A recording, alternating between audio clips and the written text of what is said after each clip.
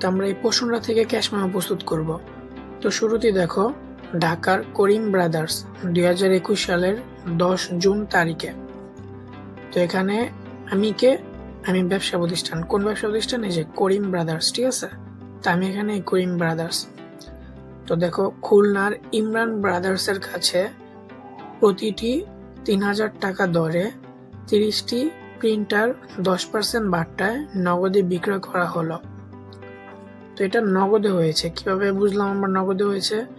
এখানে কিন্তু দেখো ব্যবসা প্রতিষ্ঠানের নাম দেওয়া আছে, তারপর আমরা এখানে দেখো এই যে নগদে কথা উল্লেখ আছে, ঠিক আছে। তার মানে এটা কি নগদে হয়েছে লেনদেনটা। তো এটার জন্য আমরা একটা ক্যাশ মেমো প্রস্তুত করব।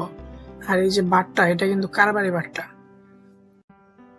তো ক্যাশ মেমো কিভাবে প্রস্তুত করে দেখো, শুরুতে আমরা একটা বক্স করে নিব বড় করে, তারপর আমরা উপরে ব্যবসা প্রতিষ্ঠানের নাম লিখব। তো এখানে করিম ব্রাদার্স ব্যবসা প্রতিষ্ঠানের নাম, আর এটাই মূলত বিক্রেতা। তো এখানে ঠিকানাটা দেওয়া আছে ঢাকা, ঠিক আছে। তারপরে এই যে ক্যাশ মেমো এই কথাটা লিখবো। ঘরটা কিন্তু অনেকটা চালানের মতোই, একটু পার্থক্য আছে। তো কি কি পার্থক্য আছে আমরা দেখবো। তারপর আমরা ডান পাশে তারিখটা লিখবো। তো যে তারিখটা দেওয়া ছিল সেই তারিখটা লিখবো। তারপর আমরা বাঁ পাশে এখানে লিখবো ভাউচার নং, আর চালানে কিন্তু ছিল এখানে চালান নং, ঠিক আছে। তো এখানে ভাউচার নং দেওয়া নেই, তাই আমরা এখানে ফাঁকা রাখলাম। তো ক্রেতার নামটা দেওয়া আছে ইমরান ব্রাদার্স, তো আমরা এখানে লিখবো ইমরান ব্রাদার্স। তো ক্রেতার ঠিকানাও দেওয়া আছে খুলনা। তারপর আমরা একটা বক্স করে নেব, সেই 5টা ঘরের একটা বক্স।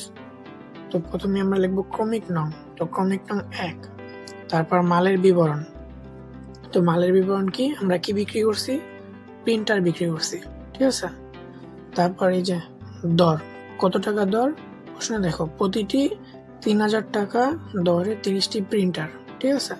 তো দর কত? 3000 টাকা, আর পরিমাণ হলো 30টি, আর বারটা হলো 10%। তো এখানে দর লিখবো কত? 3000 টাকা, আর পরিমাণের জায়গায় 30টি। তো এই দুটো যদি আমরা গুণ করি তাহলে হয় 90,000 টাকা। তো এখান থেকে আমরা কারবারি বারটা বাদ দিব 10%। তো কারবারি বারটা 10%, এই যে 90,000 টাকার উপরে 10% করলে আসে 9,000 টাকা। তো 90,000 থেকে 9,000 বাদ দিলে হয় 81,000।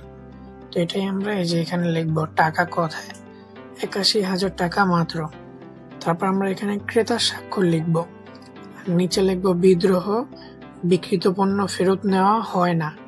কেন? কারণ এটা নগদে, ঠিক আছে। চালান কিন্তু বাকিতে ছিল, তাই এখানে লেখা ছিল যে ভুল ত্রুটি সংশোধনযোগ্য, কিন্তু ক্যাশ মেমো কিন্তু নগদের জন্য প্রস্তুত করা হয়, তাই এটা কিন্তু ফেরত নেওয়া হয় না।